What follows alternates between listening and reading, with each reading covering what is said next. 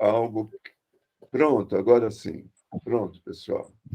Muito bem, estamos começando, então, um encontro Padrão Ouro, um novo encontro, hoje com uma convidada especial, que o Arnaldo vai fazer a introdução e a apresentação dela daqui a pouquinho. Só queria dizer que nós vamos parar, vamos entrar de férias nesse mês de julho, né, para retomarmos em agosto, no dia 5 de agosto, com a palestra do COIC.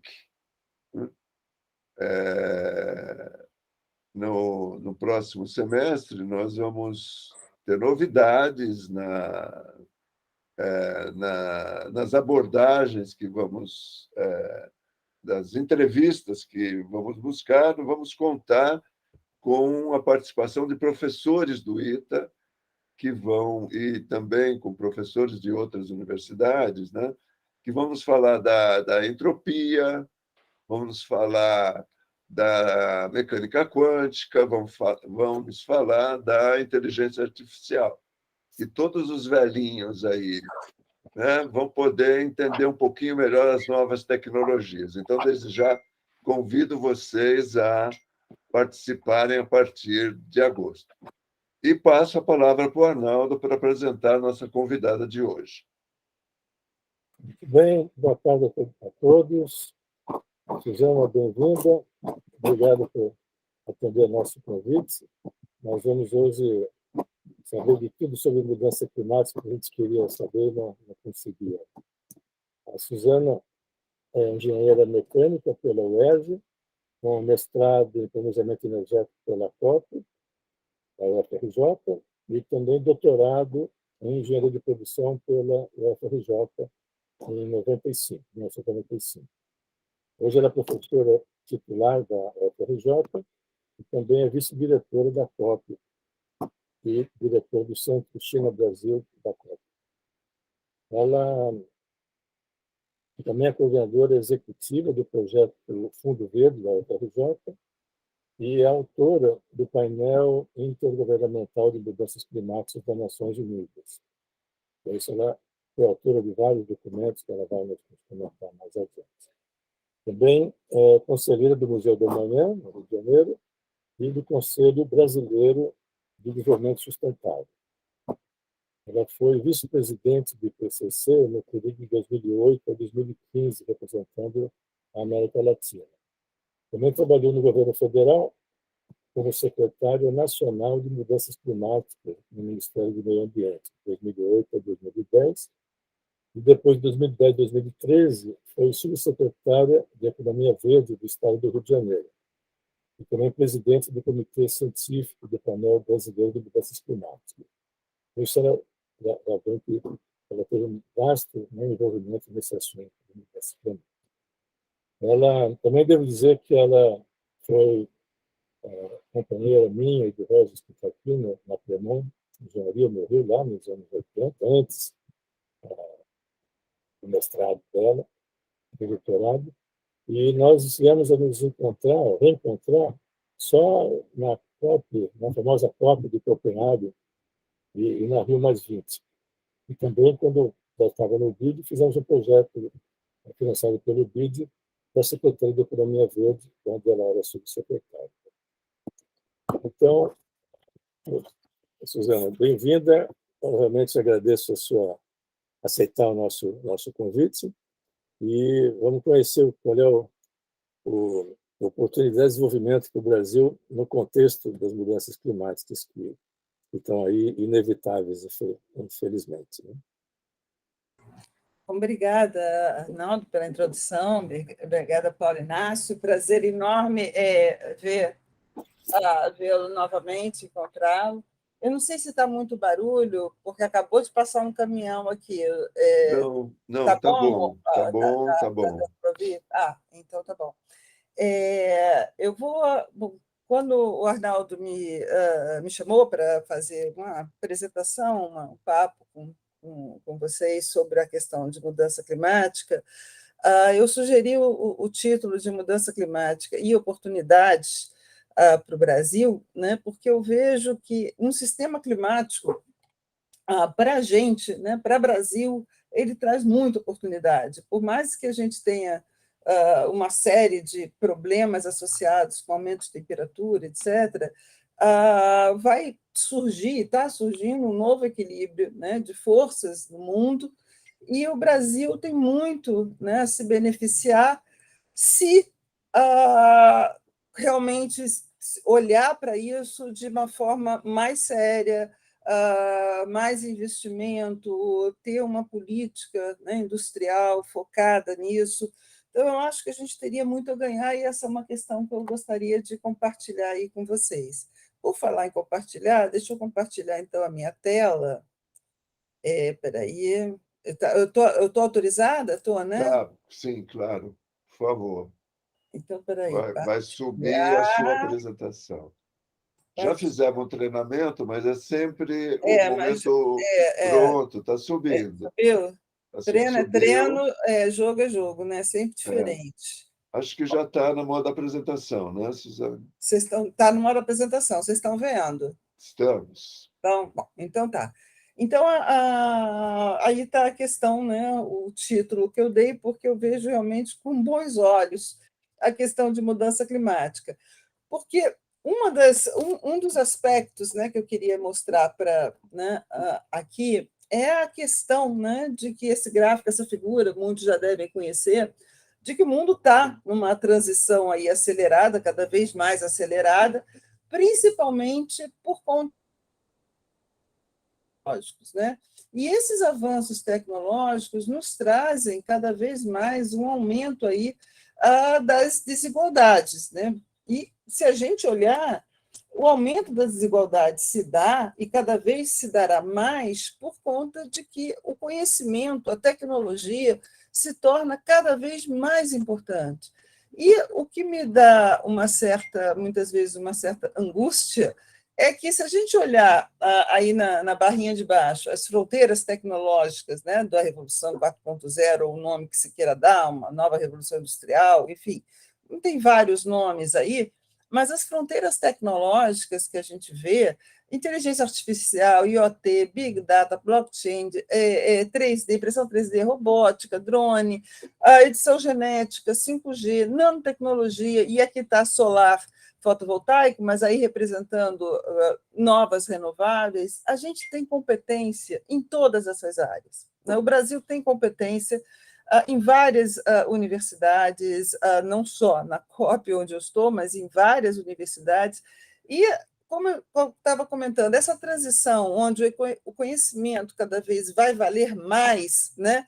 E quase todas essas tecnologias não estão associadas a grandes impactos ambientais, ao contrário, a gente está, não só a gente não está acompanhando, mas a gente vai ficar cada vez mais distanciado, né, dessa transição, como a gente também não vai estar se beneficiando como eu acho que a gente poderia, né, se realmente prestasse mais atenção na questão de ciência e tecnologia, que naturalmente é minha área, por isso que eu falo mais. Porque, falando sobre a questão de mudança climática propriamente dita, o mundo todo está em transição. Acho que essa figura é mais ou menos também um pouco óbvia, né, para a maior parte de vocês, mas que a gente está seguindo para um novo equilíbrio climático. Né? Não é que o planeta vai acabar ou a gente vai, né, desaparecer necessariamente. Eu não sou catastrofista, mas o que a gente está vendo é que a gente vai cada vez buscar um novo equilíbrio, porque os sistemas climáticos, o clima envolve vários sistemas, né? Os oceanos, a biosfera, toda a parte gelada, né? A criosfera, todos esses sistemas, eles são muito interligados, né? Então, são todos... Você muda a alteração da atmosfera, que é o que vem acontecendo, toda os feedbacks e as interrelações vão se modificando para um novo equilíbrio, né? E esse novo equilíbrio é com uma temperatura maior, né? A partir do momento que a gente coloca mais gás, né? No caso, CO2 e outros gases de efeito estufa, CH4, N2O, na atmosfera, você está dificultando, né, a passagem do calor de volta para a atmosfera, a radiação, e com isso ela fica mais aprisionada e vai aumentando a temperatura. E, de novo, na questão desse novo equilíbrio, o que vai acontecendo é que os outros sistemas vão também se adequando a isso, seja a questão da vegetação, seja a questão, né, dos oceanos, que ou começam a se aquecer e também se expandem, ou os glaciares que começam a derreter, porque tudo vai procurar um novo equilíbrio, né? Então, na realidade, não é que a gente está desequilibrado, a gente está num equilíbrio diferente. E esse equilíbrio diferente impacta também diferentemente os países, as regiões, em função da localidade, né, que cada um está. E uma questão importante que a gente vê é que todo esse sistema climático ele estava de uma forma equilibrado numa determinada temperatura que nós, né, nos acostumamos e nos instalamos, né, geograficamente no planeta, etc. Mas o que começou a acontecer é que cada vez mais as atividades humanas começam a jogar mais gases de efeito estufa para a atmosfera sem ter um contraponto, né? sem criar um ciclo, porque você tem muitas vezes, por exemplo, está aí a figurinha do vulcão, erupções vulcânicas que vão, né, também emitir gases e fazer muitas vezes que o efeito inverso, né? Cria-se uma nuvem, né, dos particulados que dificulta a passagem do Sol e a Terra até esfria, né? Então, a gente tem uma variabilidade natural do clima ao longo dos séculos. A gente passou por eras geológicas, interglaciares, e foi o mundo, e aí a gente vê até mesmo a questão, né, populacional, demográfica, que foram, muitas vezes, por conta dessas variações, né, do clima, foram migrando para outras regiões, porque o clima ficou muito inóspito, acabou a caça e coisas desse gênero. E é uma situação que a gente não pode mais, não tem como pensar hoje em dia, né? Não adianta a gente imaginar que porque está uma situação climática ruim, está aumentando muito o nível do mar, o pessoal de Bangladesh vai entrar pelo Paquistão.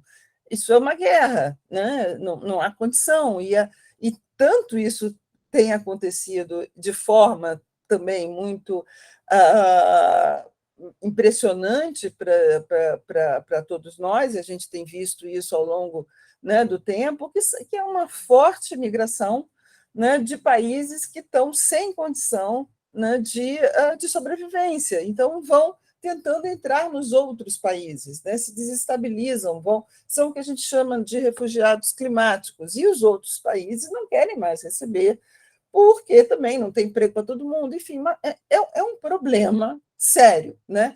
Essa questão da mudança climática que atinge, sobretudo, mais os países mais vulneráveis, que são aqueles mais pobres também. São os países tropicais, etc., vão ser muito mais impactados. Algumas outras regiões podem até também não ser tão impactadas, pode até ser interessante, né? A gente vê na Sibéria, Alasca, você já consegue, curiosamente, que a ideia é reduzir a exploração de petróleo, mas o Alasca, exatamente porque derreteu, já pode, né, já se torna mais viável, né, a exploração lá. Bom, mas então, resumindo, a gente tem aí uma variabilidade natural do clima, né, que sempre aconteceu, muda eixo da Terra, a atividade solar também muda, a gente tem erupções vulcânicas, tempestades de areia, são coisas que são naturais, sempre aconteceram. Mas a gente adicionou a isso as nossas atividades, é o que a gente chama das atividades antropogênicas, são atividades antropogênicas que são cumulativas, porque o vulcão entra em erupção durante o período, depois aquilo se dissipa, passa, né? o nosso modelo de desenvolvimento ele é baseado fundamentalmente no uso, né, de energia e de energia de origem fóssil. O que foi feito, né, no IPCC, e aí é uma questão que eu acho que nos dá mais segurança em relação, né, às evidências da mudança climática por conta das atividades humanas, são essas figurinhas aí, né? Essas figuras nos mostram, né? E isso vem a cada relatório do painel intergovernamental de mudança climática, a gente vai tendo mais certeza, né? Então, são ciclos de 5 anos ou mais, às vezes, entre um relatório e outro. Acabou de ser lançado o 6º relatório, né, do IPCC, onde é estudado, né, uma série de questões. Uma dessas questões é exatamente a temperatura e como que a Terra está reagindo a isso. Então, vocês vejam aí, a gente tem a variabilidade natural, que é esse gráfico aqui da esquerda, o que os modelos mostram, né, e as observações. As observações são aquela coisa como em vinho, né?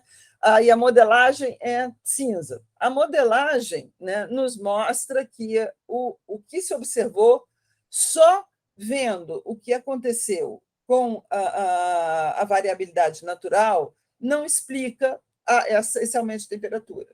Se a gente olhar a antropogênica, durante muito tempo, entre 1900 e 1950, não houve as curvas não se encontraram, não houve uma aderência, né, entre o modelo e as observações. Uma das razões, né, disso foi exatamente a erupção vulcânica, etc., que passou a ser incorporada. Mas, se a gente vê de 1950 até o ano 2000, né, a gente vê uma profunda aderência entre as duas curvas, ou seja, o que os modelos estão dizendo é exatamente o que está acontecendo. Ou seja, é o antropogênico que está dominando a variação de temperatura nessas últimas décadas. Então, essa é uma figura extremamente importante para que a gente veja que não foi sempre assim, mas nas últimas décadas são as nossas emissões pelas atividades humanas, várias delas diferentes, vai desde a questão de desmatamento, a questão de uso de energia, principalmente, né, as emissões de metano por causa de gado, de plantação de arroz, agricultura, enfim, são várias as fontes, né, de gases de efeito estufa. Mas as fontes antropogênicas são as que são das últimas décadas, as que explicam, né, esse aumento de temperatura. O que diz, então, diante disso... Uai, não consigo passar? Espera aí. Alguma coisa aconteceu aqui. Travou. Bom, tem Espera aí. importância, vamos lá. Estamos aqui. Foi. Foi.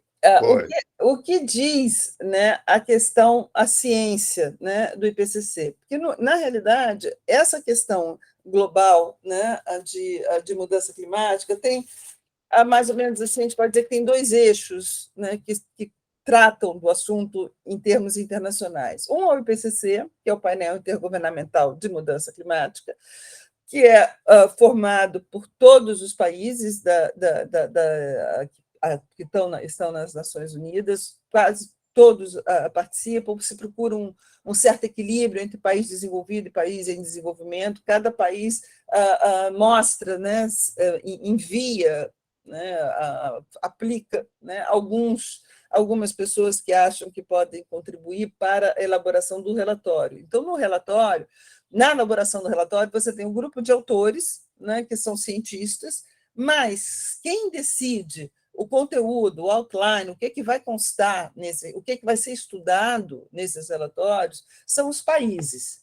Então, são os países das Nações Unidas que avaliam. O relatório, o escopo do relatório, o 6º relatório do IPCC, vai tratar de tais temas. E são também os países, numa plenária das Nações Unidas, que aprovam as principais mensagens. O corpo do relatório todo, que são mais de 1.000 páginas, cada um desses relatórios, que tem o grupo 1, que trata da ciência, da físico-química da atmosfera, tem o grupo 2, que é vulnerabilidade, adaptação, e tem o grupo 3, que são medidas de mitigação, como você pode reduzir as emissões de gases de efeito estufa. O corpo de cada relatório, ninguém se mete, são os autores que fazem em função dos assuntos determinados pelos governos. Mas o que vai para a mídia, o que realmente é usado, né, que a gente chama de sumário para tomadores de decisão, esse é aprovado pelos governos. E o processo de aprovação é extremamente longo, porque qualquer documento aprovado pelas Nações Unidas tem que ser por consenso. Então, vocês podem imaginar, consenso com 200 países é uma coisa assim enlouquecedora. Então, muitas vezes, o relatório aponta coisas muito aparentemente superficiais, tangencia um pouco o problema, mas porque a gente não pode nem usar, muitas vezes, algumas expressões, a gente não pode ser, por exemplo, o que a gente chama de policy prescriptive, né? A gente não pode ser prescritivo, não posso dizer que deve fazer isso. Cada país vai fazer o que acha que deve, né? A gente só coloca, tenta ser uma coisa assim, o mais pasteurizada possível. Mas o que diz, então, né? Bom, então eu estava falando do IPCC. E o outro, né, organismo, também das Nações Unidas, é a UNFCCC, que é a Convenção Quadro de Mudanças Climáticas. Essa, sim, é só governo, normalmente são relações exteriores, são os ministérios que discutem, né, aí, aspectos em relação a convenções, acordos globais. Aí é só governo, mas se baseiam nos relatórios, né, do IPCC. O que diz a ciência e o IPCC é que, para a gente se estabilizar, né, em cerca de 400 ppm de dióxido de carbono, a gente teria que ter as emissões cumulativas de dióxido, né, de carbono ao longo do século XXI fossem reduzidas de 2.460 gigatoneladas, que é o que a gente tem hoje, para aproximadamente 1.800 gigatoneladas. Ou seja, a gente tem que dar um corte muito forte nessas emissões de CO2, de tal forma que a gente conseguisse ficar em 450 ppm. E aí a gente tem, vocês veem na figura aqui de baixo, uma série de cenários, né, que mostram diferentes caminhos de desenvolvimento. O caminho de desenvolvimento para a estabilidade em 450 ppm, que significa um aumento de temperatura no final do século de cerca de 2 graus, né? Não é uma correlação direta, mas é mais ou menos 2 graus, que fica mais fácil das pessoas entenderem do que falar em ppm, né? Então, é o RCP, que é o Pathway, é um caminho que a gente chama de 2,6. E esse cenário de 2,6 pressupõe uma série de ações de mitigação, de redução, de criar, né, absorvedouros, né, sinks de carbono. E mesmo esse cenário de 2,5, aí tem as figurinhas aí do lado, vocês vejam que vai ter aumento de temperatura global, vai ter o aumento do nível do mar, mas são coisas que são relativamente administráveis, tá? Então, isso que o IPCC faz, mostra o que vai acontecer, roda cenários, roda modelos, avalia as opções que já estão ali na boca de se tornar comercial, no caso de mitigação, aponta regiões que vão ser mais ou menos afetadas por esse aumento de temperatura. No caso, meu Deus do céu, no caso da UNFCCC, que é a Convenção Quadro de Mudanças Climáticas, que foi criada na ECO 92, aqui no Rio de Janeiro, né, ela trata, né, da negociação. Então, se a meta, né, fica 2 graus por conta daqueles 450 ppm, o que eu posso fazer para que a gente chegue, o que os países todos podem fazer globalmente para que se chegue a essa redução muito grande das emissões.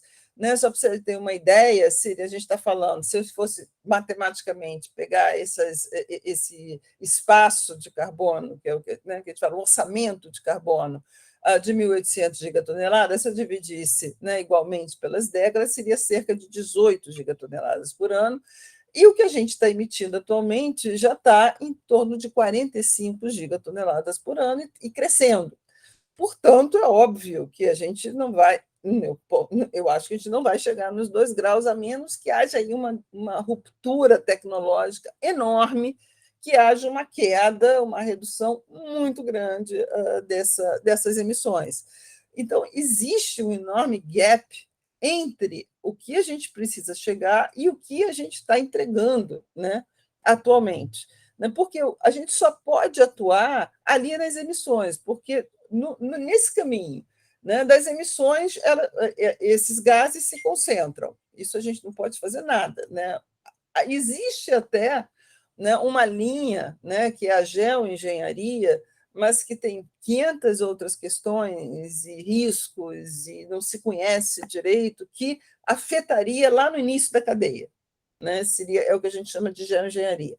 Mas tem muito pouco conhecimento sobre isso. Então, seguindo, a gente emite, aquilo fica concentrado, cada molécula dessa, seja CO2, seja a CH4, tem uma forçante radiativa, ou seja, é o que vai segurar ou não, né, a passagem daquela energia de volta para o espaço.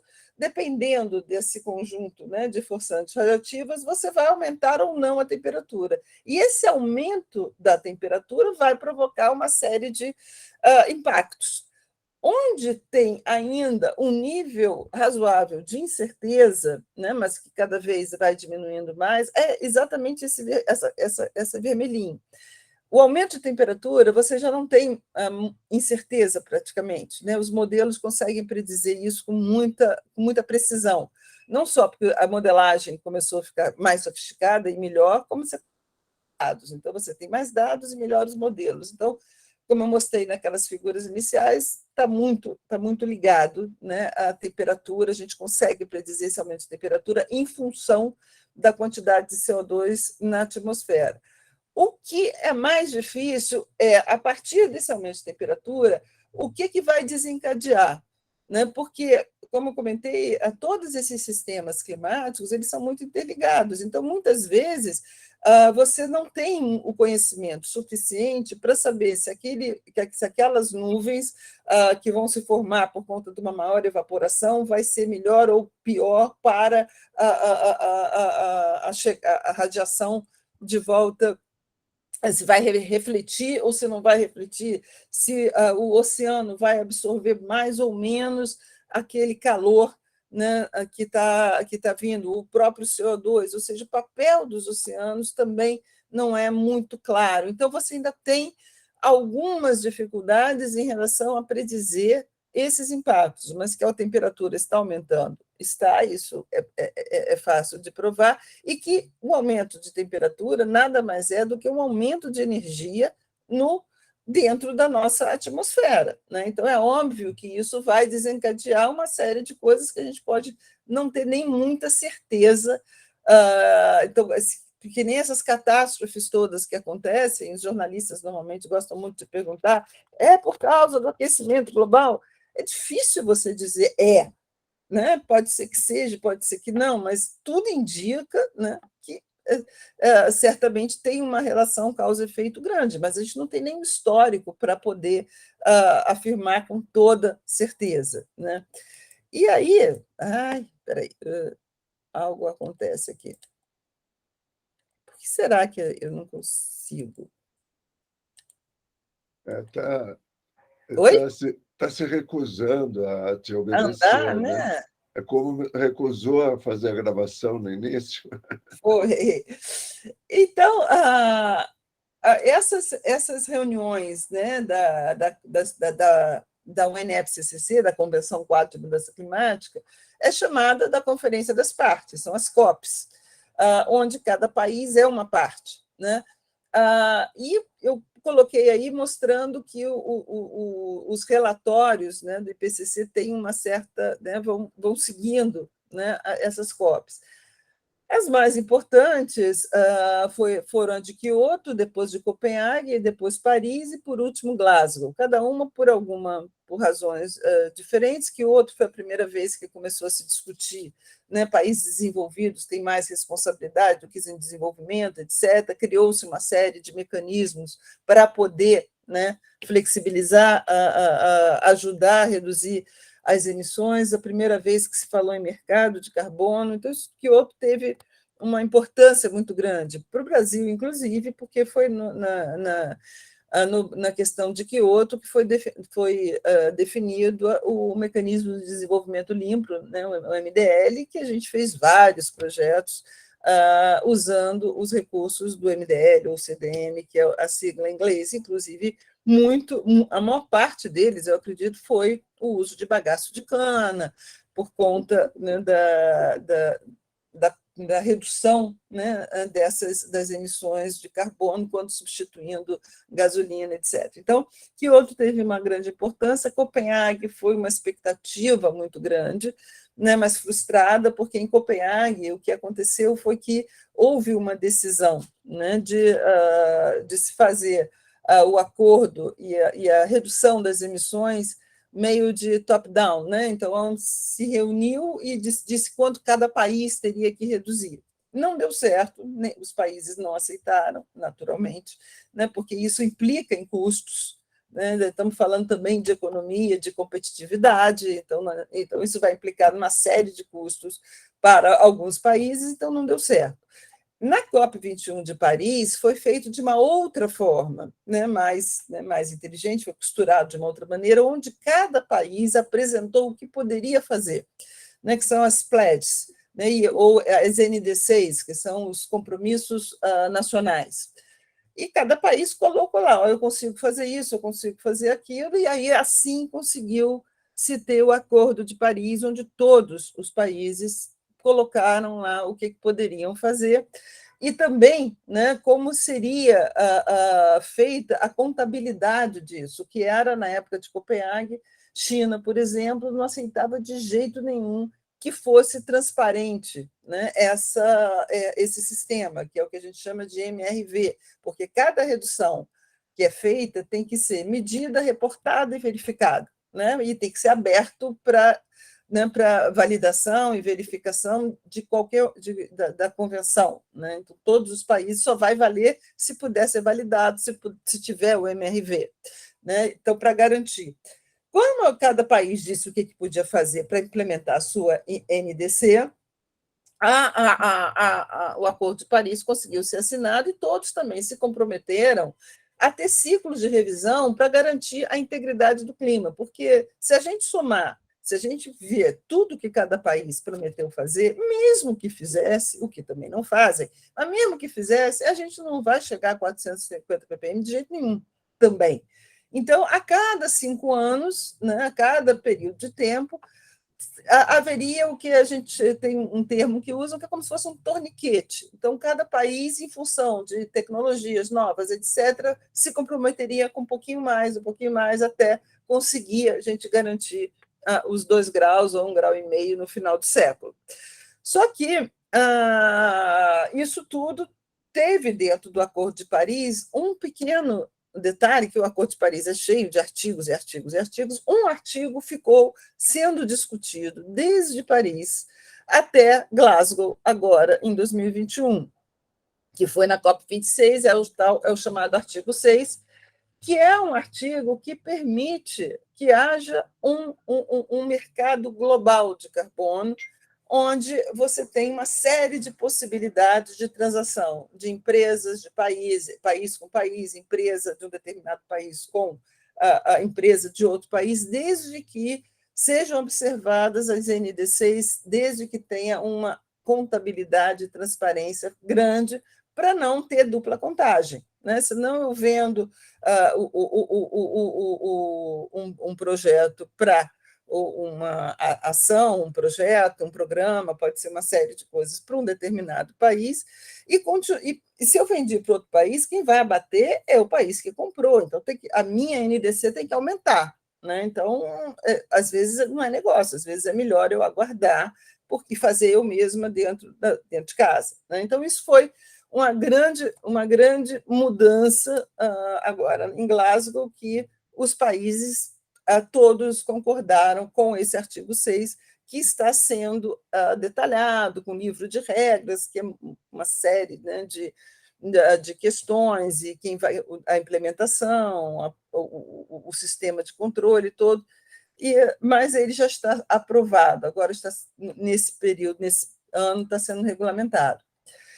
Então, o que a gente pode fazer em relação a essas mudanças climáticas? Né? A vulnerabilidade e a adaptação, o desenvolvimento melhora a nossa capacidade adaptativa, porque existem algumas questões, como a exposição e a sensibilidade à mudança do clima, que a gente não pode fazer nada, né? Enfim, se eu estou muito exposta em função, né, da minha localização geográfica, ou em função do meu tipo de economia, ou se eu sou um país insular, por exemplo, eu tenho uma sensibilidade elevadíssima à mudança climática, do que eu sou sendo um país continental.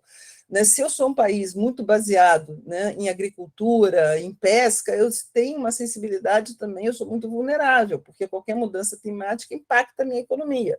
Agora, se eu sou um país altamente tecnológico e tal, então eu tenho uma sensibilidade menor. Né? Agora, o que vai realmente melhorar a capacidade adaptativa de todos nós é o desenvolvimento. Né? A gente se desenvolvendo, crescendo, você consegue se adaptar melhor a tudo. Né? Seja uma questão ligada diretamente a clima, aí vou voltar de novo ao meu exemplo de Bangladesh, que é um país paupérrimo, né? Estive lá uma vez, fiquei muito impressionada, e Holanda. Né? Sobe o nível do mar, quem é que vai conseguir, né, se adaptar? A Holanda coloca dique, constrói ilha fora do próprio território ali deles, se adapta. Né? Um país feito Bangladesh, não, porque não só é o nível do mar, mas tudo que se desencadeia. Né? Aí tem enchente, aí você não tem médico, aí você todo mundo, as pessoas estão subnutridas, aí morrem. Então, o desenvolvimento é a melhor forma da gente se adaptar. Né? O país crescer, ter condições, né, até mesmo de sistema de alerta, sistema de médicos, de saúde, de resgate, tudo isso, né, é fruto, né, de um país mais desenvolvido que vai se adaptar muito melhor. E temos também, como resposta à mudança climática, a questão da mitigação, que é a redução das emissões. Para reduzir as emissões, a gente tem que ter uma série de medidas, processos produtivos e tecnologias de baixo carbono, energias de baixo carbono, novos padrões de consumo, produtos com menor pegada de carbono, ou seja, a gente tem que ter uma nova economia e uma política industrial com esse olhar. Gente, quanto tempo eu já falei? Você já falou. Ainda nem cheguei a falar do que o Brasil pode fazer. 35 minutos. Tá. Então, vou comentando, então, como é que eu vou fazer isso, essa mitigação, que é mais cara, né? São medidas que vão exigir, né, pelo menos um investimento ali upfront maior, né? Porque é uma novidade, não tem escala, ou não tem conhecimento, né? Então, certamente vão ser mais caras. Então, tem que ter alguma política para isso. Tem políticas tipo comando e controle, que você estabelece uma regulação direta, cria padrão ambiental, cria tecnologias que têm que ser usadas em determinados locais, ou licenciamento, ou multa. Então, são políticas mais de comando e controle. Ou as políticas com instrumentos de mercado, que podem ser o mercado cap and trade, que é esse que a gente tem discutido bastante, né? E é o tal artigo 6, ou seja, você tem um teto, né? E quem conseguiu ir acima ou abaixo daquele teto das emissões pode fazer a transação. Né? E tem metas relativas, que são em função da intensidade de carbono. Então, tem alguns locais que usam isso. Então, e é também o que aqui no Brasil a gente tem, é o RenovaBio, são metas relativas em função daquela intensidade de carbono. Todas essas são políticas mais associadas a mercado. No caso de índices e selos, também pode ser utilizado, como a gente tem o ICO2 da Bolsa, né, que foi criado agora em 2010. Não tem nada objetivamente dizendo que aquela empresa que tem o ICO2 mais alto ou mais baixo vai valer mais ou menos, mas é um indicador de que é como esses relatórios de sustentabilidade, etc., cada vez vai se tornando mais restrito, né? E as empresas vão seguindo isso, muitas vezes até não porque está muito preocupada, mas muitas vezes é para se livrar do concorrente, né? E se você consegue ser super eficiente, você começa a exigir e querer, né, que tenha selo, que tenha isso, porque aí o teu, né, competidor, que não é tão eficiente, corre o risco, né, de ser limado, né, do mercado. Esse daí é um mapa, e esses sistemas todos já estão no mundo todo, né? Esse mapa já está até desatualizado, mas periodicamente, se vocês forem no site do Banco Mundial, isso é toda hora revisto, que são todos os mercados e as regulamentações associadas à questão de carbono no mundo. Né? O maior mercado que tem é da China, né? Tem outros que são regionais, tem vários tipos, né, de mercados de carbono. E precificação, você tem, ou taxa, você acaba promovendo uma migração para tecnologia mais limpa. E aí você promove mais o desenvolvimento tecnológico. No caso de um mercado, que é pen trade, você vai promover a otimização dos custos de abatimento, porque você vai reduzir onde é mais barato. Então, nem sempre você vai promover o desenvolvimento tecnológico, mas, às vezes, é mais negócio você pagar, abater num lugar que é muito, muito barato, é muito fácil reduzir, ou tem muitas oportunidades de redução, do que fazer, né, o dever de casa internamente no seu próprio país. E aqui a gente entra, então, na parte que eu queria falar do que eu vejo, né, para o Brasil como oportunidade. Todos os setores estão ligados com essa questão de clima, inclusive o setor de óleo e gás. Né? A Petrobras faz parte dessa iniciativa global, todas as grandes empresas de petróleo fazem parte dessa iniciativa global, buscando descarbonizar o barril de petróleo. Outro dia eu estava até assistindo uma palestra de uma pessoa da BP comentando que pretende começar até a trocar os campos, né, que eles têm por outros, porque o Carbon Index dos campos da BP está muito alto. E isso começa também a ser um valor de mercado para a transação de barril de petróleo. Assim como você tem grau API, essa coisa toda, começa a ter o Carbon Index. No caso do Brasil, a gente tem um petróleo com um baixíssimo Carbon Index quando você olha toda a cadeia. Porque você começa esse carbono, o conteúdo de carbono do barril, não é só você tira o barril e vê a quantidade de carbono que tem lá, mas é da cadeia toda. O que eu gastei, né, desde o início até o final para ter aquele barril. Como o Brasil tem uma matriz energética muito limpa, como a gente tem biocombustível, como a gente tem aquilo, no final das contas, você acaba tendo esse Carbon Index menor. Né? E a gente tem uma série de oportunidades. Hoje eu estava numa reunião com a Equinor e eles mesmos estavam comentando e acham que é mais negócio, muitas vezes, trabalhar no Brasil com reflorestamento, com usar plantar manguezal, etc., e com isso sequestrar carbono, né? Porque isso para eles é mais barato e vai entrar no Carbon Index deles, que vão começar, que estão explorando aí no campo de bacalhau.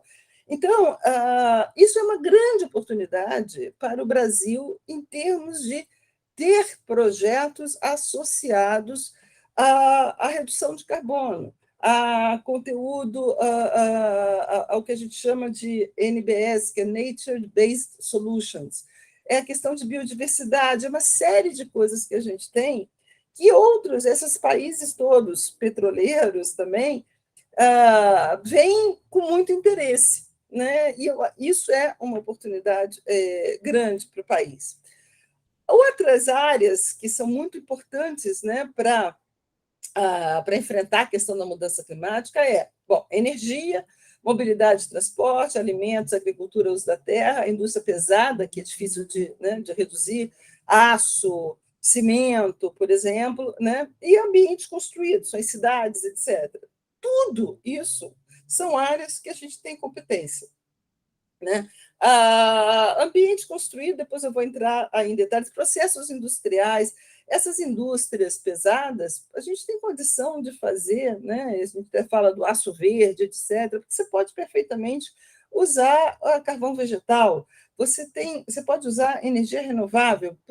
Então, a gente tem uma série de possibilidades de reduzir, né, essas emissões. E se a gente olhar para o mundo como um todo, a gente vê aqui que o investimento em tecnologia climática cresceu 5 vezes a taxa do mercado de capital de risco global, com crescimento enorme também em número de negócios.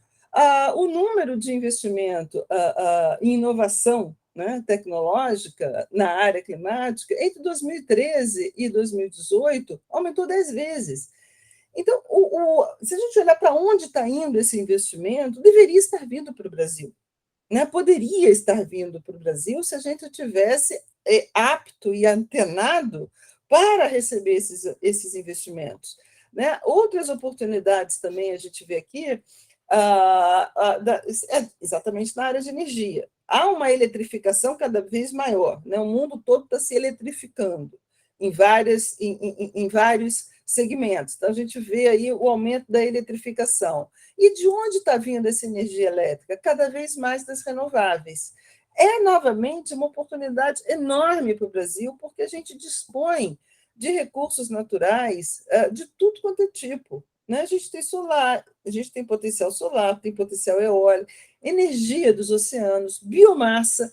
Então, a gente tem N oportunidades aí para ter essa maior participação das renováveis, coisa que a gente também está negligenciando, apesar de ter aumentado muito a eólica, a gente teve aí um aumento substancial do uso de energia eólica, mas as energias dos oceanos estão sendo pouco utilizadas, o solar está começando agora.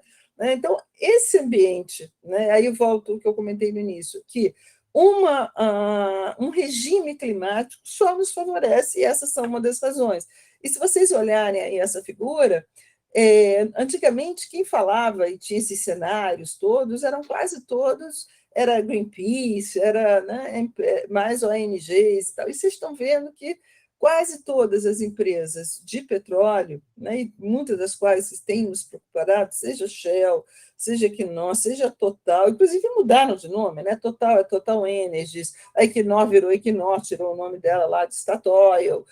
Todas estão trocando, inclusive, seus nomes exatamente para se associar a essa questão, né, de energia limpa. E, com isso, a expectativa de redução de custos tem sido muito grande. Né? Tanto o eólica offshore, a eólica onshore, a questão do solar, a questão de CSP a gente nem precisa tanto, né? Mas também está caindo muito.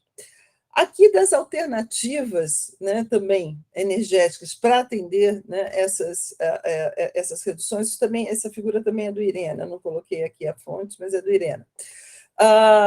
Mesmo das mais novas, né, bom, renováveis 45% no campo da energia, né, a gente vê aqui que veículos, não veículos elétricos, não, estava querendo ler aqui, o hidrogênio verde, hidrogênio azul, os países que são mais competitivos são Chile e Brasil, né, no mundo. E se a gente olhar que a Europa tem agora um mandato de botar hidrogênio que eles não têm de onde fazer, é uma oportunidade também enorme para nós.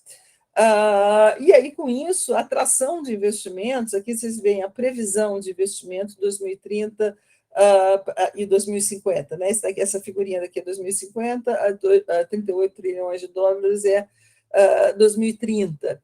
A gente pode atrair todos esses investimentos porque a gente tem tudo aí que é necessário para nessas ações.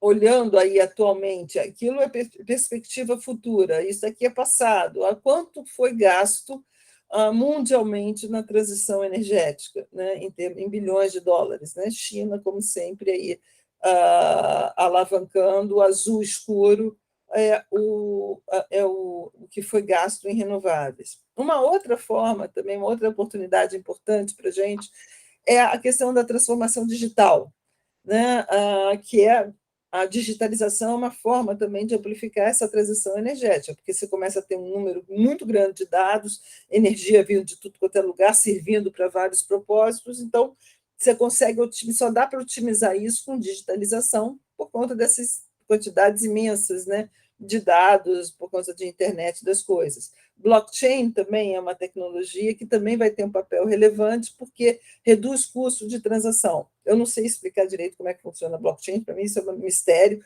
mas eu estou repetindo aí só o que quem entende me fala. Né? Mas também é uma oportunidade muito grande para o Brasil, porque a gente no Brasil tem um conhecimento e uma competência também na área de ciência e computação muito grande, especialmente no Sudeste. Né? A gente tem um hub digital, a gente tem muito conhecimento, né, nessa área, e tudo isso também é uma questão importante, porque tudo isso vai gerando emprego. Né? Rapidamente, oportunidades para a construção. Vocês estão lembrados que um outro setor lá complicado, né, para atuar na mitigação é em construção. Bioeconomia é uma oportunidade enorme para o Brasil na substituição de cimento, não é só na energia, em materiais construtivos. Você pode usar casca de arroz, resíduo de bambu, resíduo de madeira, resíduo urbano sólido. Você tem uma porção de possibilidade de fazer o que a gente chama de bioconcreto, fazer laminados usando resíduos de bambu, substituindo uma série de materiais construtivos, ou puro ou misturado. Né? E aí, se a gente olhar aqui a pegada de carbono no ciclo de vida, ó, como é baixa, e esses dois aqui, esses tipos aqui, são os bambus que dão no Brasil. Compara com alumínio, com aço. Então, por que a gente não está construindo aí uma bioeconomia, né? Que seria também uma oportunidade fantástica para o Brasil nesse mundo. E aqui, além de absorver, aí eu estou usando o caso do bambu, que o mercado mundial de bambu é cerca de 70 bilhões de dólares por ano. Claro, maior parte na Ásia. Né? China aí movimenta 31,2 bilhões de dólares. E a gente tem, o bambu é uma espécie brasileira, você tem na região Acre, tem muito bambu, a gente tem muito bambu, o bambu não tem problema, você pode ter manejo, você pode reflorestar.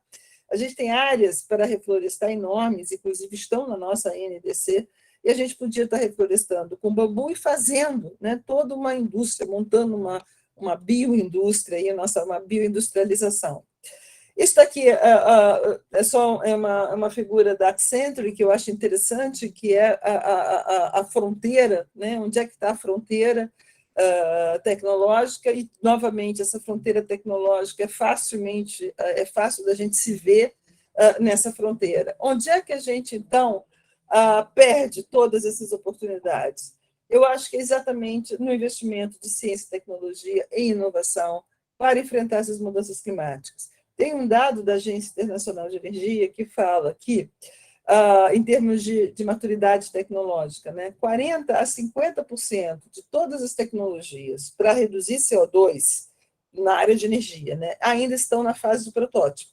Ou seja, a maior parte ainda precisa chegar no mercado, ainda precisa avançar. E aí a gente não tem não só o investimento necessário para a ciência básica, etc., mas para chegar nessa outra escala. A gente está ali no TRL 1 e 2, né?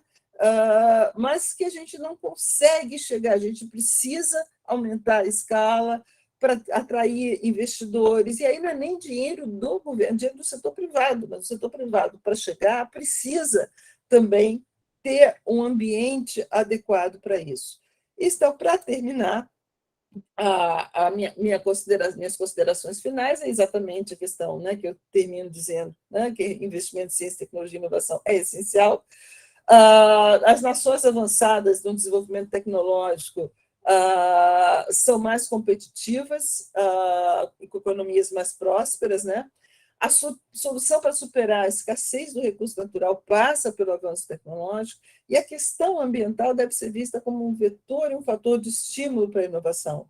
Então, eu acho que para a gente se beneficiar da transição que o mundo está passando e enfrentar também melhor os desafios da mudança climática que já estão em andamento, ou seja, aumentar a nossa capacidade adaptativa, que eu falei lá no início, a gente tem que aproveitar a disponibilidade que temos de recursos naturais e biodiversidade, né, para criar uma nova economia e política industrial.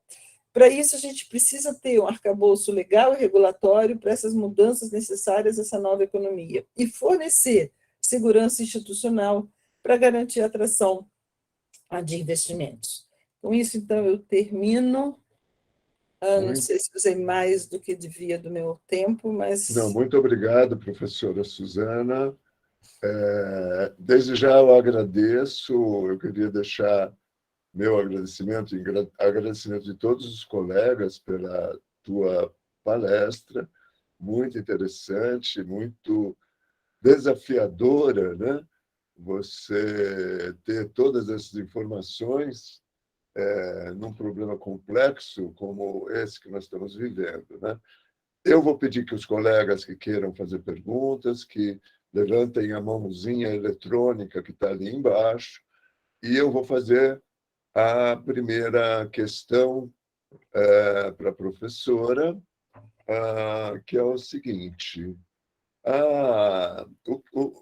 O que me preocupa é que o Brasil, hoje, é um país fortemente dependente da agroindústria, né?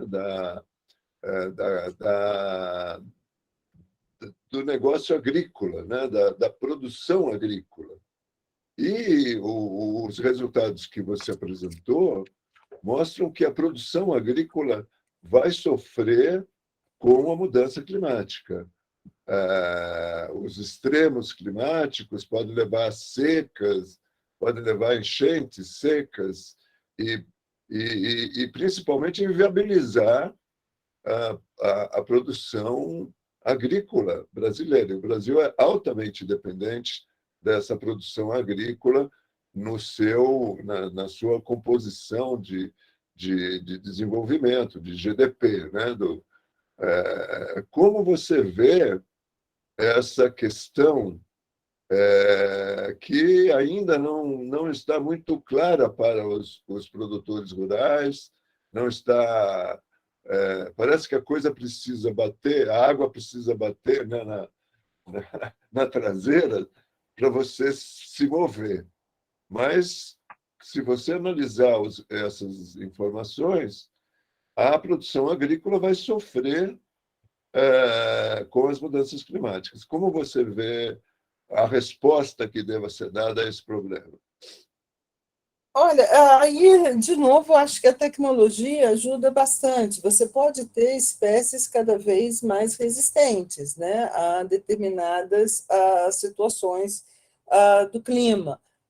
Você pode ter também no caso da a pecuária, que para o Brasil é muito importante ainda, você tem também avanços consideráveis na redução da necessidade de pasto, na alimentação para o gado. Então, eu vejo que, sem dúvida, um país agrícola como o nosso vai, de fato, poder ter impactos grandes, né, por conta do aumento de temperatura e mudança de regimes de chuva e desertificação. Mas eu acho que não é que eu acho que a tecnologia resolva todos os problemas, mas eu vejo um espaço aí muito grande, de avanços, e a gente tem, no caso da Embrapa, exemplos fantásticos de trabalhos feitos por eles, né, em vários setores. Eu acho que eu lembro do centro da Copersucar, né, existiam vários estudos, C1, C2, C3, do que eu me lembro de possibilidades de melhorias genéticas também que poderiam ser feitas para resistir melhor à falta de água e adequar também, né? A gente pode perfeitamente ter uma produção e produtos mais adequados. O que eu acho importante pontuar aqui é que, por conta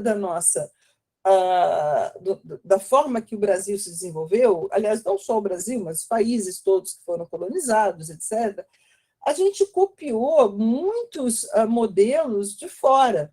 A gente não precisa necessariamente. Tem uns dados aí, o Nobre teve aqui há pouco tempo com vocês, inclusive o Nobre tem muito, o Carlos Nobre, né?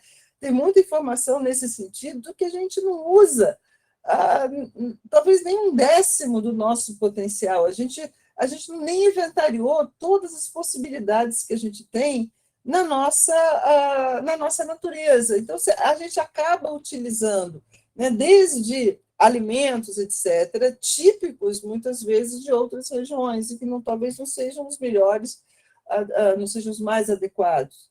Né? Mas eu acho que essas questões de perdas, né, na nossa agricultura é muito importante, mas eu acho mais relevante nesse momento, em termos de impacto da mudança climática, essas coisas todas, acaba sendo a questão da água. Né? Eu acho que a gente viu recentemente em São Paulo o problema de recursos hídricos, você ter falta d'água, e aí você impacta, não é só, você impacta a indústria, a agricultura, aí todo mundo perde bastante. Né? Ok, professor, obrigado. Vou passar então para o Arnaldo, e a senhora pode responder a ele, por favor. Suzana, obrigado. Foi bem na linha que a gente tinha conversado. A sua apresentação, excelente, obrigado. Eu vou aproveitar as duas perguntas mais bem diretas. Uma, se você pode falar algo sobre o papel histórico do Brasil nas negociações de mudanças climáticas, não só recente, mas voltando atrás, desde Copenhague ou Kyoto. Eu me lembro que o Brasil teve papel relevante em algumas dessas negociações, até com ideias, né, e propostas inovadoras. E a segunda pergunta é qual é o papel do Centro China-Brasil e do Fundo Verde da UFRJ, que você é responsável, o que tem sido feito, qual é a perspectiva de resultados, o uso desses fundos relativo a mudanças climáticas. Bom, o Brasil, em termos de negociação ao longo do tempo, sempre foi muito protagonista. Né? Até hoje tem sido. O Itamaraty ele tem uma equipe, né? Eu acho que o pessoal eu acho que é o único órgão que tem uma carreira, né, de fato, e são todos muito dedicados, o que é muito importante, porque esses assuntos de clima, eles ultrapassam vários governos, né? Então, você não dá para chegar, troca o governo, troca todo mundo, porque muitas vezes você começa uma negociação num determinado período e só vai conseguir acabá-la 5, 6, 7 anos depois. Então, é importante ter uma estabilidade, coisa que o Itamaraty, o corpo técnico do Itamaraty tem. Os outros ministérios, muito menos. Troca-se toda hora, muda o ministro, troca uma opção de gente e tal. O Itamaraty troca ministro e tal, mas eles têm muito isso. Então, eu atribuo muito a competência do Itamaraty.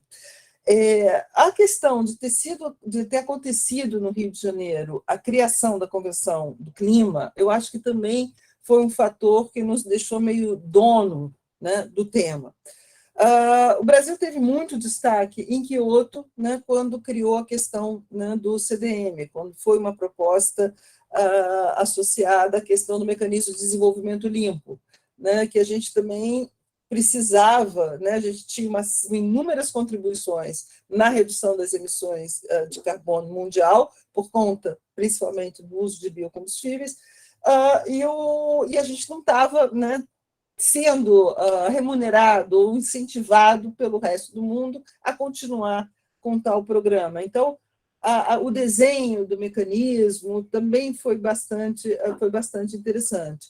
Então, lá em Kyoto tivemos também um protagonismo grande. Em Copenhague, também, apesar de Copenhague ter dado errado, mas foi a primeira vez, foi o primeiro país que apresentou metas de redução de emissões voluntariamente. A gente não precisaria demonstrar nada, mas a maior parte da nossa redução foi dada a tremenda redução do nosso desmatamento. Isso, o que a gente, só pelo fato da gente ter reduzido o desmatamento num período de 5 anos, enfim, que a gente calculou, isso daí era mais do que a somatório de todas as reduções dos demais países. Então, a gente estava muito à vontade de dizer, naquela época, a gente tinha reduzido muito o desmatamento, de mostrar as nossas metas e nos comprometermos. E eu me lembro, naquela ocasião, a gente foi citado, o presidente aplaudido, coisa e tal. Em Paris também. Em Paris também foi uma articulação muito bem feita do embaixador Figueiredo, que realmente é um estudioso. E aí volta ao início do que eu estava te falando, Arnaldo, porque o Figueiredo, que foi, né, o articulador lá de Paris, dessa questão, né, do Acordo de Paris, o Figueiredo estava nessa história e está, né, depois agora ele é embaixador em outro país, mas ele acompanha esse assunto há décadas. Então, os próprios negociadores, a negociação ela precisa um pouco desse olho no olho, de você confiar, de você ouvir o outro, é um trabalho realmente muito bem feito. Então, eu acho que o Brasil tem uma participação muito importante. E agora, em Glasgow, o Brasil era muito reticente à questão de aprovar o artigo 6, esse, né, do mercado de carbono que eu comentei com vocês, e muito pressionado, talvez, pelo setor produtivo, que tem interesse que o artigo 6 seja regulamentado, a gente também acabou aceitando, e todos esses técnicos ainda estão aí acompanhando. Então, essa é a minha posição em relação à nossa participação nas negociações internacionais. Em relação ao Fundo Verde, o Fundo Verde foi criado, né, a ideia é uma parceria do Estado do Rio de Janeiro e da Light, né, que a gente paga, isso era na época que o reitor da UFRJ era muito próximo de mim, eu trabalhava no Estado, eu era subsecretária no Estado do Rio, e ele reclamava muito do ICMS da conta de luz, que a conta de luz era muito alta, que a universidade não podia pagar aquele ICMS, aquela coisa toda, que queria que eu tentasse ver como poderia, né, reduzir a questão do ICMS. E aí eu disse que não daria para fazer isso, mas que por que a gente não usaria esse ICMS, né, para reinvestir em eficiência, em medidas novas de energia no campus do Fundão, e com isso a gente ia reduzindo a nossa conta de luz no futuro. Foi um trabalho muito grande, porque tinha que falar com N secretários de Fazenda, por conta dessa briga de... Né, não é uma decisão do governador e nem tampouco do secretário de Fazenda, tem que passar no CONFAS. Então, teve uma discussão bem longa, e, finalmente, isso foi aprovado, e esse recurso, então, a universidade não é uma isenção do ICMS, é paga a conta inteira, né?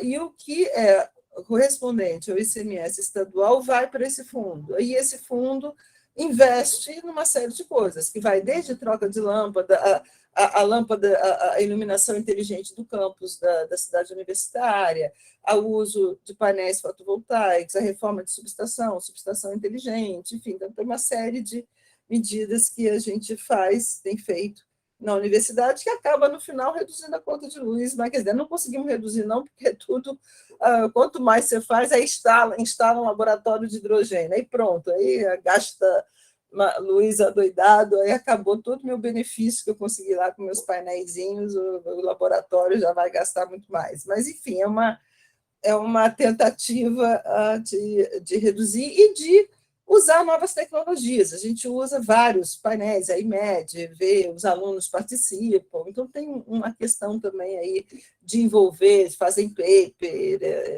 uma série de coisas. Na questão do Centro Brasil-China, é um centro que já tem 10 anos, eu estou dirigindo ele há cerca de 3 anos só, mas foi criado muito por conta de biodiesel. Havia um interesse muito grande da China por biocombustível também, e novas enzimas, e na época estava se discutindo muito biodiesel, tinha história de mamona, de não sei o quê, então começou pela questão do biodiesel e foi se expandindo para outras áreas, para solar, que a gente também tem trabalhado com eles, e agora com a questão de bambu, né?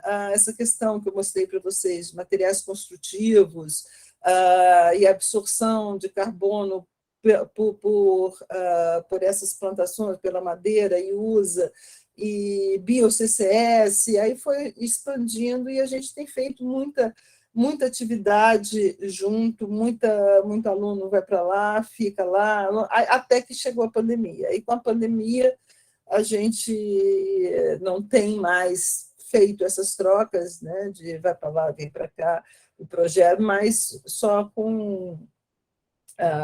por videoconferência, mas os projetos continuam. Basicamente, a gente trabalha com eles, com solar, com bambu e com biocombustíveis. Obrigado, professora. Vou passar agora para o Eduardo Gondim. Por favor, Gondim. Boa noite. Eu gostaria primeiro de parabenizar a professora Suzana pela excelente palestra que ela fez.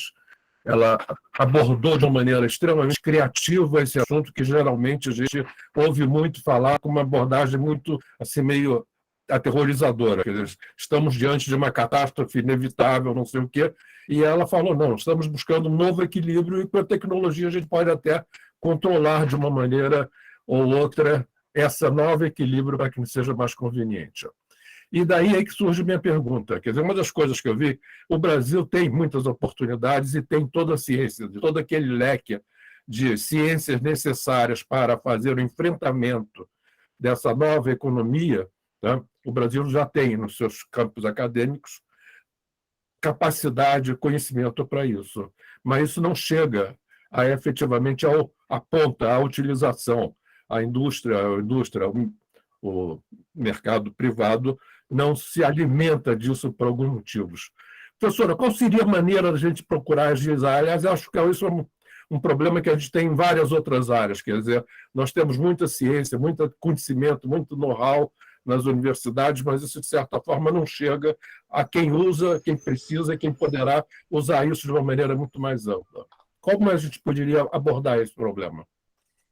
Olha, a gente não tem muita tradição, né? Quando eu mostrei aquelas figuras, a gente não é muito empreendedor. Quer dizer, você tem um empreendedor, aquele mais virador, né? Mas a cultura do empreendedorismo, que tem muito no americano, talvez, a gente não tem tanto. Os nossos cientistas, né? O pessoal que está na academia, está mudando um pouco agora. A gente brinca que a gente dá aula, não sei o quê, para formar outro professor, entendeu? Então, e não para o cara ir empreender, ir para o mercado. E os nossos empresários também. Então, tem esse lado, né, que acho que está mudando bastante, tem muitas cadeiras sendo criadas nas universidades de empreendedorismo, está se criando essa cultura de startups e empresas nativas, incubadoras, quase todas as universidades estão estimulando a isso. Então, eu acho que isso vai mudar. Porém, as nossas empresas nacionais, elas têm uma aversão a risco que, sabe, claro que tem risco, e tem muito risco. Você tem que apostar numa série de iniciativas e talvez de 50 uma dê certo, né? Então, e eu vejo os nossos, né, empresários querendo ir no que dá certo, querendo ser ajudado, ter um recurso, né, a fundo perdido de um banco estatal. Então, eu não vejo também. A gente está tendo na área de engenharia da saúde, que é uma área também bem interessante da COP, que testando, né, questão de vacina, que a gente tem trabalhado também bastante na área pessoal da química.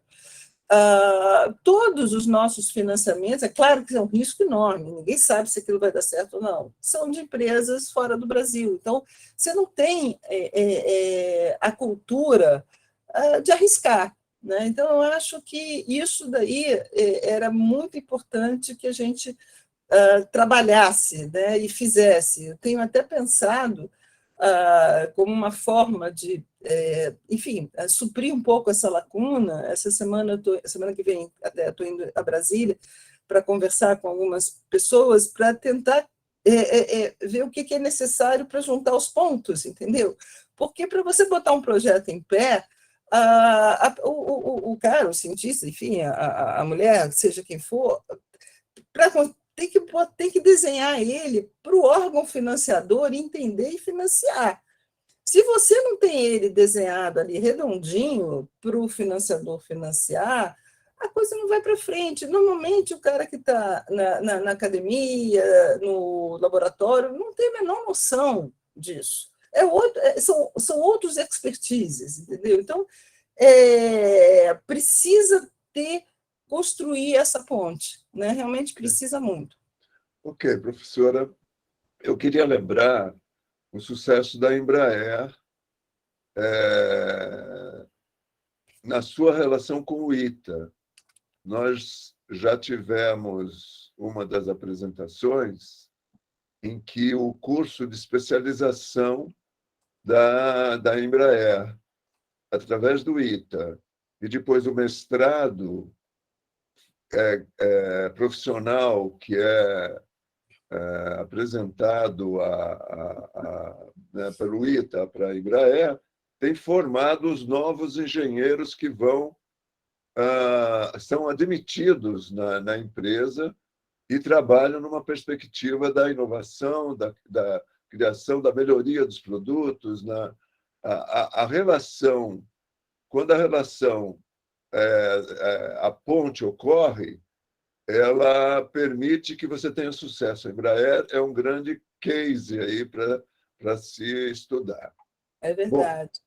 Bom, vou passar a palavra para o Flamínio Levi, por favor. Bom, boa noite a todos e a todas. Parabéns pela brilhante apresentação transdisciplinar e com equilíbrio muito grande entre os assuntos. Claramente, nós estamos diante de um desafio que exige justamente esforços transdisciplinares e interinstitucionais. Eu conheci vários colegas no Rio que me impressionaram muito, porque eles praticavam uma cooperação interinstitucional muito positiva. Então, por exemplo, um colega lá da UERJ comentou: eu fiz uma microindentação da minha liga na COP, depois eu usei o MEV da PUC, e depois nós três fizemos um paper com várias instituições. Daí eu queria saber, nessa área de mudanças climáticas, as instituições do Rio, elas interagem bastante, não só as universidades entre si, mas também, por exemplo, o SENC, as empresas, o governo. E a minha pergunta seria: existe um grupo ativo no Rio de Janeiro, semelhante a Nature Based Solution, como se fosse carioca? Obrigado, boa noite. Obrigada. A gente tem muita parceria, exatamente pela questão de ser interdisciplinar e transdisciplinar a questão climática. A gente tem inclusive na COP, o que também eu tinha criado na época que eu trabalhava no Ministério de Meio Ambiente, é o Painel Brasileiro de Mudança Climática. Esse painel envolve pessoas, na verdade foi eu e o Carlos Nobre, né? Eu estava no Ministério do Meio Ambiente e o Nobre era muito próximo do ministro de Ciência e Tecnologia, e aí a gente fez o painel como uma portaria dos 2 ministérios.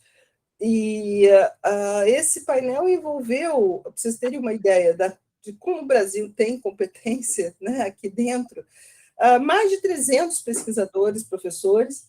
Ninguém ganhava nada, né? Porque o que a gente tinha de recursos eram algumas bolsas para alunos, né? Bolsas do CNPq para alunos, aí algumas viagens para a gente se encontrar e ver, fazer reunião e tal. Ninguém ganhava nada, a gente conseguiu reunir cerca de 300 professores do Brasil inteiro, né? Então, você tem pessoal da Amazônia, porque não é a nossa área, né? Então, quando eu estou falando dessa história do bambu, é junto com a Embrapa, é junto com a Universidade da Amazônia, então são várias áreas. Quando a gente está falando de Nature-Based Solutions, é junto com o pessoal, aí é da UFRJ mesmo, mas é o pessoal da biologia, não é da cópia, é da biologia. No caso, voltando do bambu, é PUC, porque tem designers, né? Porque existe todo um designer, arquitetura, etc. Então, tem realmente bastante cooperação, existe. Agora, no caso de com empresas, as cooperações, as maiores cooperações que a gente tem são com as empresas de petróleo. E aí é para uso na questão de energia renovável, é mais nessa questão. Com o governo, muito pouco. Né? Com o governo, a gente tem tinha mais no passado, mas no governo atual a questão, o assunto mudança climática não é um assunto que dê muito ibope no governo atual. Então, naturalmente, não somos tão procurados assim. Okay, professora, obrigado. Vou passar, então, para o Antônio Barros, por favor. Fui pego de surpresa, estava pensando ainda, mas inicialmente eu agradeço. Muito obrigado, professora, doutora Suzana. Eu tomei contato com a sua exposição tão boa de coisas que eu nem imaginava, e os organizadores, mas eu quero ser franco. Na minha forma de pensar, eu vi uma coisa muito positiva. A senhora apontou uma luz, né? Vamos usar tecnologia para mitigar os impactos, né? Mas alguns dados que foram apresentados me deixaram mais pessimista que eu já estava. Por exemplo, 18 gigatoneladas de carbono ano é o que precisa hoje, mas hoje está se produzindo 40 a 45 e aumentando. Esse é um ponto. Outra coisa que não foi da sua apresentação, mas é o que a gente vê, né? A questão humana.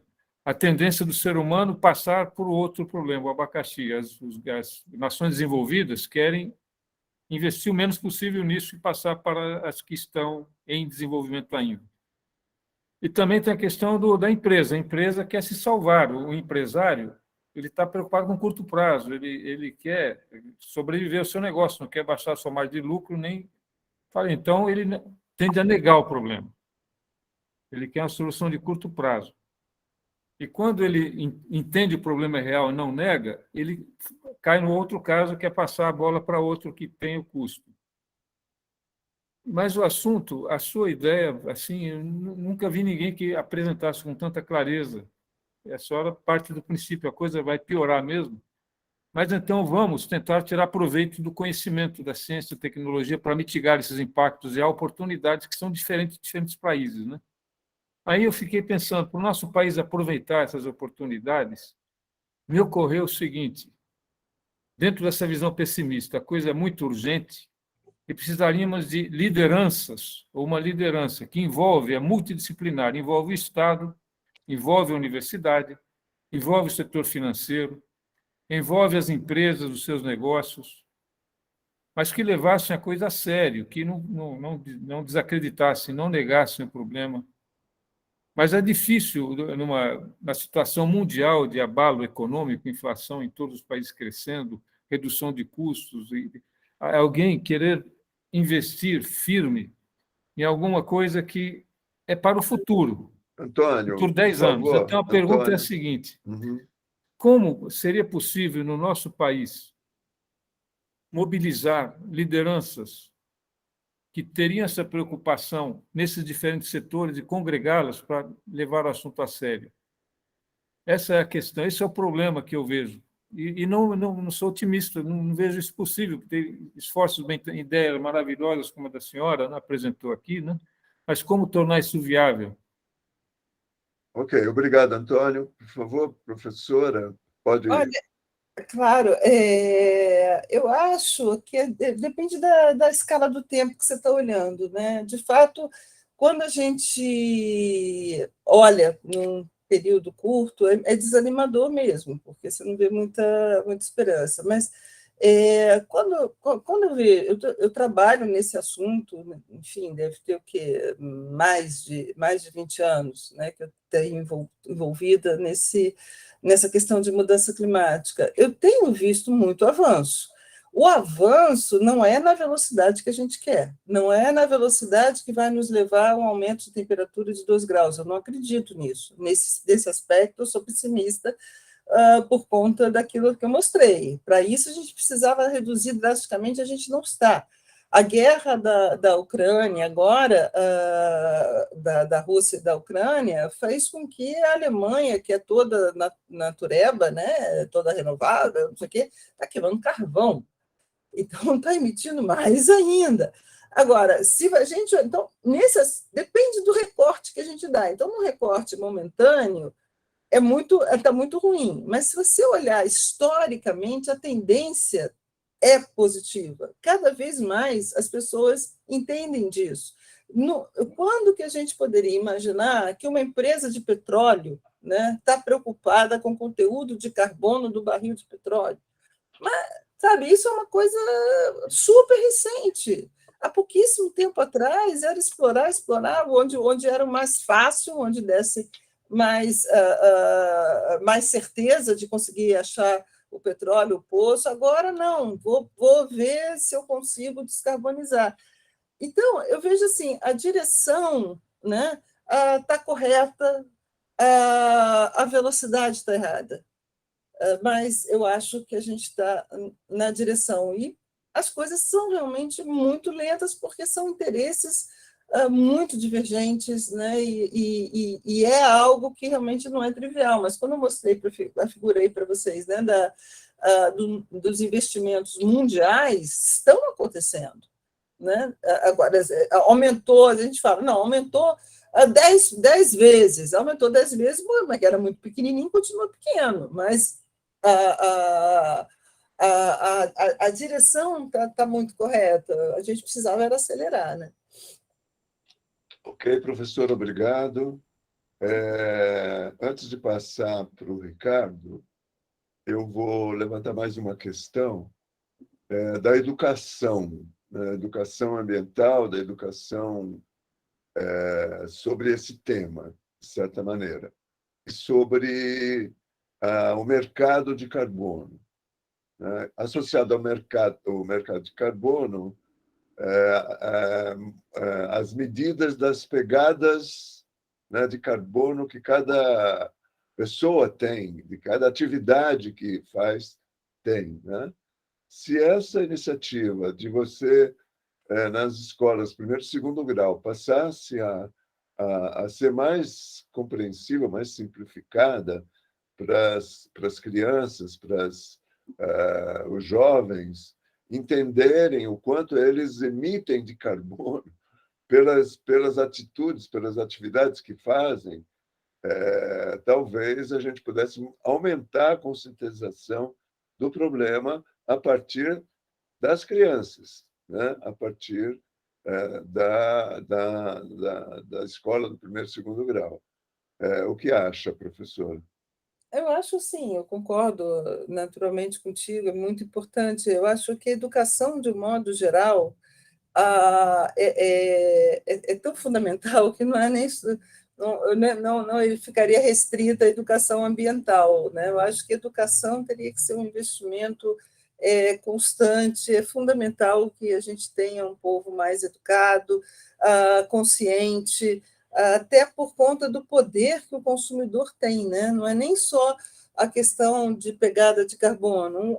Um consumidor consciente dos seus direitos, consciente do que está comprando, e reclamar, a gente como consumidor tem o poder de quebrar ou não uma empresa, né? Você vê algumas empresas que, tipo, tem o caso da Nike, da Zara, que empregava, né? Tinha trabalho escravo, outras que exploram, né? O pessoal na Tailândia para fazer roupa baratérrima, não sei o quê.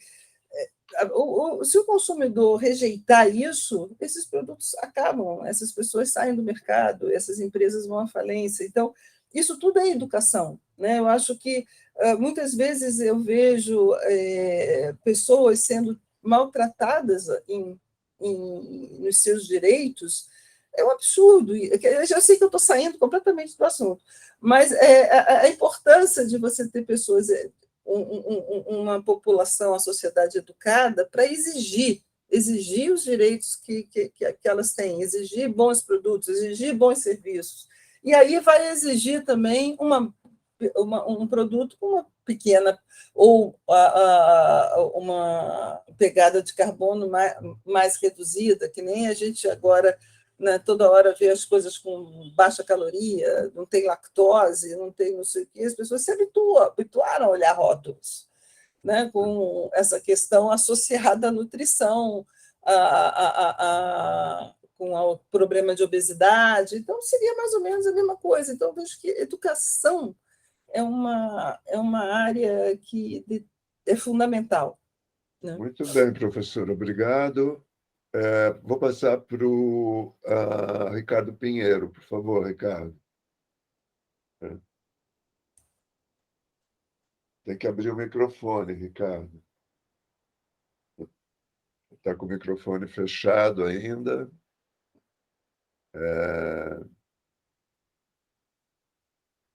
Ok, acho que sim, né? Sim, Professora isso.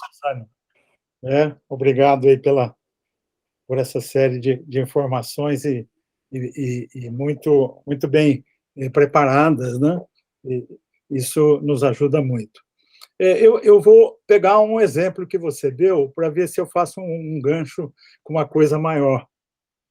Você atuou lá no Fundão, juntando ICMS para incentivo à eficiência. Isso que eu entendi, foi o que você conseguiu. Se a gente apanhar essa ideia, e eu estava pensando assim, espera aí, mas nós vamos ter que ser mais macro, né? Você acha que o CONFAZ, os secretários de Fazenda, poderiam utilizar esse exemplo para incentivos?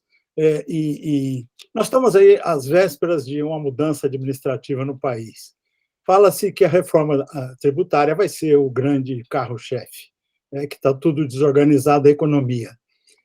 Você acredita que haja espaço para se juntar secretários de Fazenda, incentivos à tecnologia, e aí, geral, mudanças climáticas, eficiência energética, todas as eficiências, para que essas políticas sejam com mais incentivos? Há abertura, há leitura de um secretário de Fazenda de que a receita para o município, para ser feito obras daqui e dali, tem uma conexão exata com Carbon Index ou coisa desse gênero? Olha, é difícil te dizer, né? Eu não sei.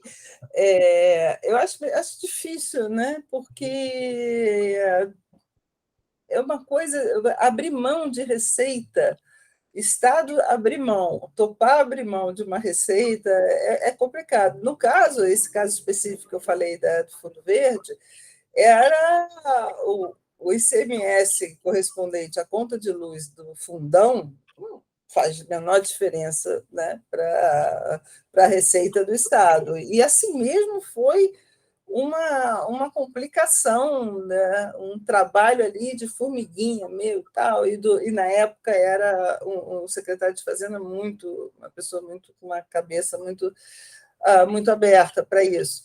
Mas eu acho que você conseguir atualmente abrir mão de receita...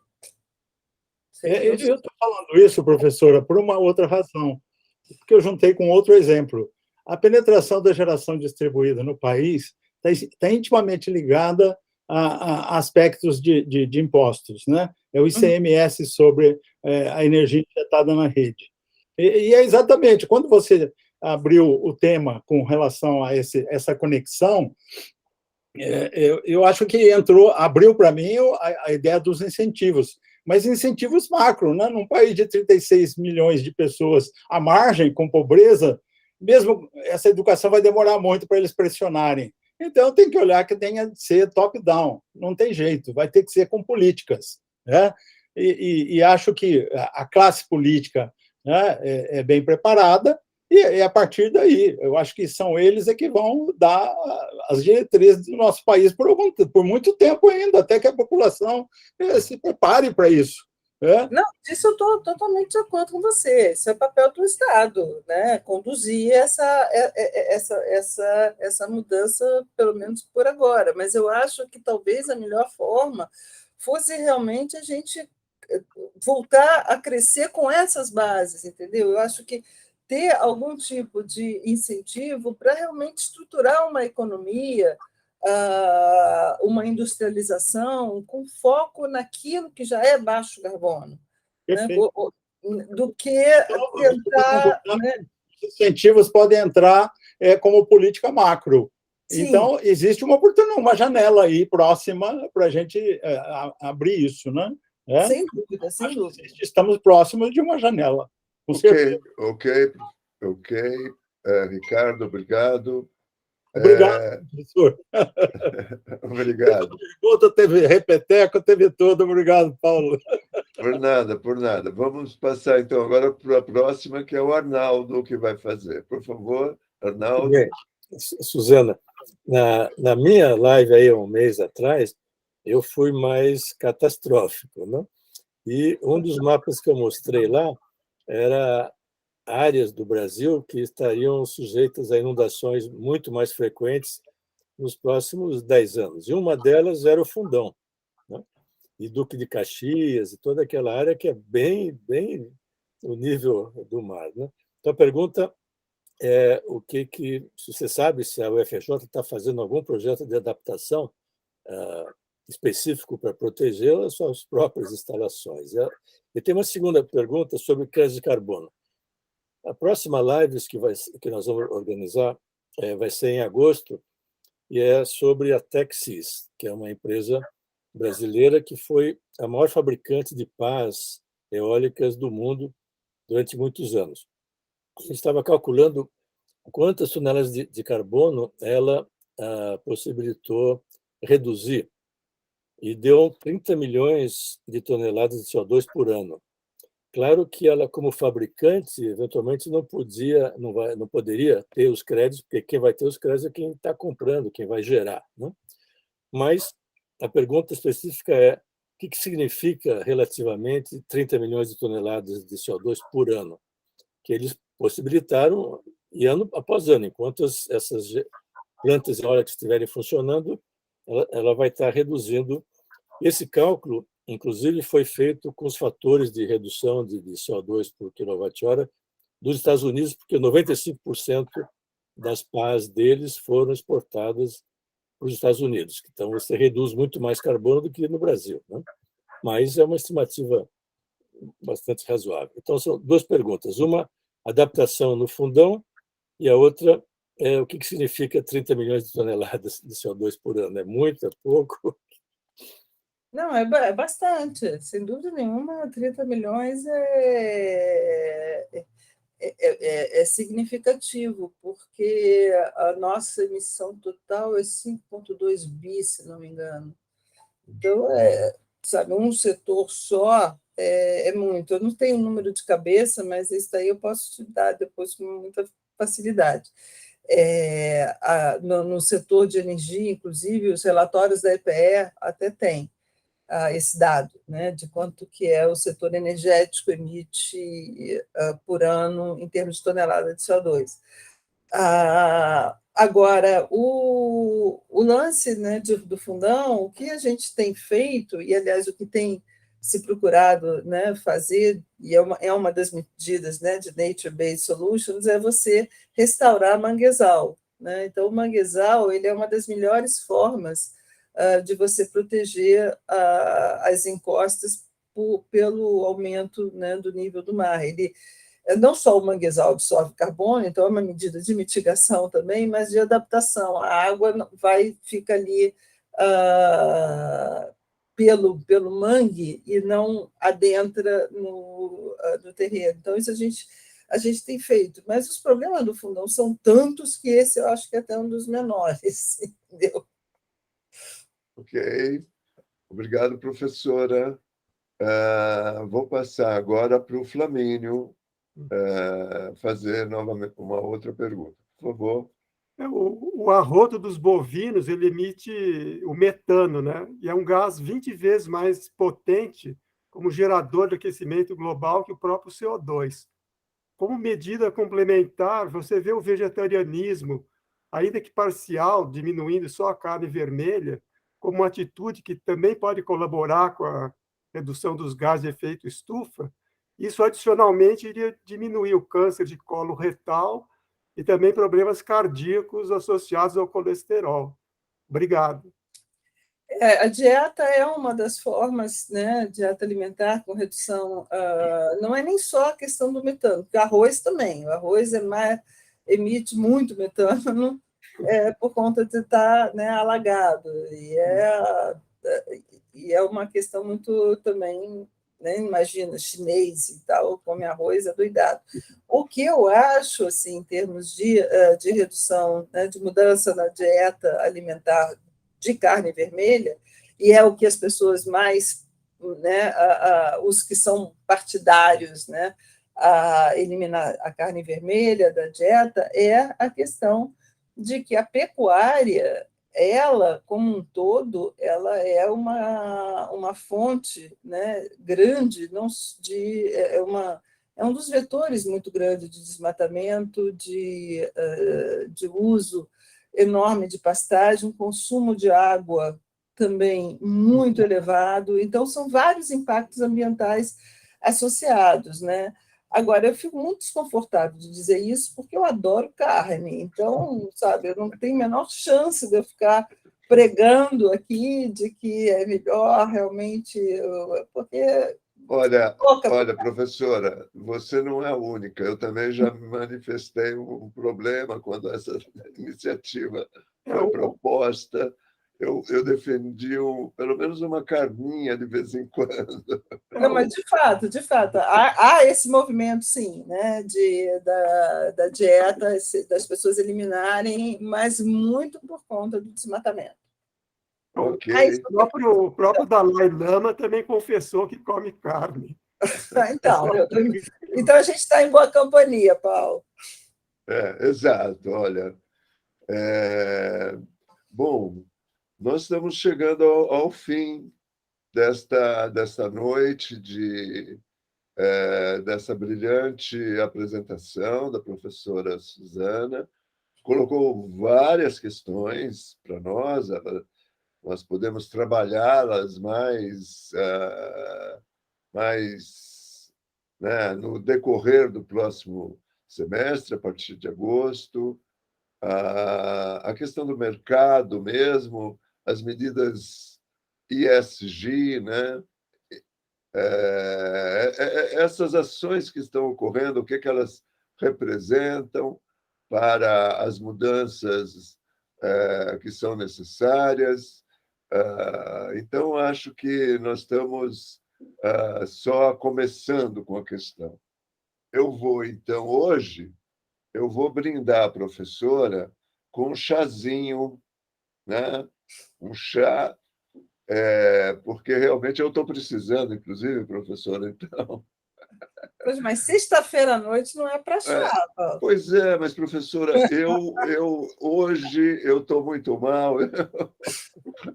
O que eu consegui brindá-la foi com o chá e com a caneca aqui do projeto lá das tartaruguinhas, né? Do projeto... Então... Bom, eu estou com água também, né? Então, obrigado, pessoal. Até a próxima. Tchau, obrigada pelo convite. Boa noite. Obrigado, Suzana. Parabéns. Tchau, obrigada. Eu eu tenho que...